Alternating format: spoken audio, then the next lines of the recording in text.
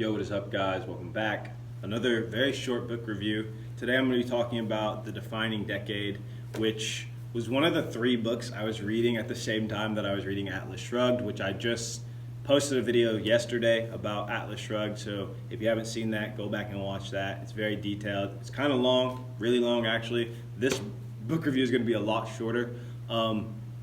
But I read books sometimes. Well, first of all, when I read, I'm usually reading like 2 or 3 books at a time because I like to read books of different genres because fiction sometimes gets boring and nonfiction can get boring, and I like to just work different parts of my brain and kind of enjoy the books in different ways, if you understand what I mean. And I read some books that I don't make videos about because I'm just well, this isn't really interesting. This one's kind of more of a personal book sort of thing, right? Anyways, I thought about whether I was going to write or do a review about this book. I'm actually going to start with story, right? Whenever I was a little kid, I always used to go to the bookstores, and I remember I'd walk past the self-help section, the psychology section, and I would see people in that section. I would kind of low-key judge them. I'd be like, man, what you need self-help for, bro? You can't help yourself, bro. You need help. And I thought that it was just a whole silly,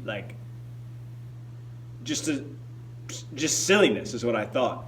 And as I got older, I had more experience in life, and sooner or later found myself in the self-help section. And I've read a couple of self-help books, and I want to start off by saying, if there's any stigmas about mental health that exist in society, or even just about bettering yourself, it doesn't I want to encourage anyone and everyone to just kind of what am I saying? There's nothing wrong in trying to better yourself mentally. That is the foundation of all other success, is having a strong mind and being disciplined. And there is a trap that you can fall into of just being oh, let me just read self-help books and not applying the books right. Which is why when I read these books, I kind of do a skim read, really. I don't read them extremely thoroughly. But this was one that I decided to make a video about because the only other self-help book I made a video about was Jordan Peterson's 12 Rules for Life, or something about chaos. I forgot what it's called. But I feel that this Defining Decades book could be really helpful for a lot of 20-somethings. I wish I had found it earlier in my 20s. I'm 26 now. But it really, Meg Jay is a psychologist, a clinical psychologist, I believe, and she brings just so much experience of, different clients of hers and experiences that they have, and you find that amongst these clients and amongst yourself, myself, other 20-somethings, there's just a lot of commonalities. And the book's broken into 3 different parts. What are they? Work, love, and the brain and the body. I found the love section to be the most interesting. She talks about picking your family, the cohabitation effect, dating down, being in and she uses the antidotes from some of her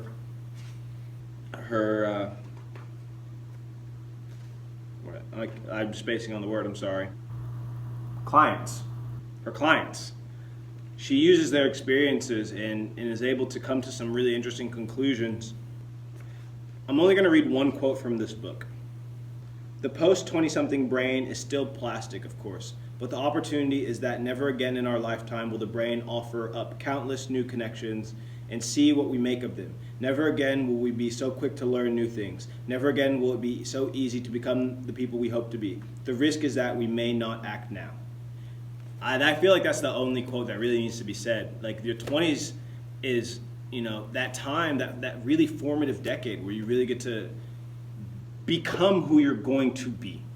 And working on yourself, improving yourself, trying new experiences, realizing that just because you might be out of college and, there's still so much to life to look forward to, and the decisions you make and, the people you surround yourself with, things you do are going to impact the rest of your life. And there's so much in life to look forward to. And if you don't believe in the joy of life, I encourage you to go read Atlas Shrugged and also pick up this book. You know, it's not like I don't give this a 5 stars. I'm not going to rate it. It's not. It's just there's a bigger message in this video. I hope you guys are seeing that. Thank you for watching. See you in the next book review. Peace.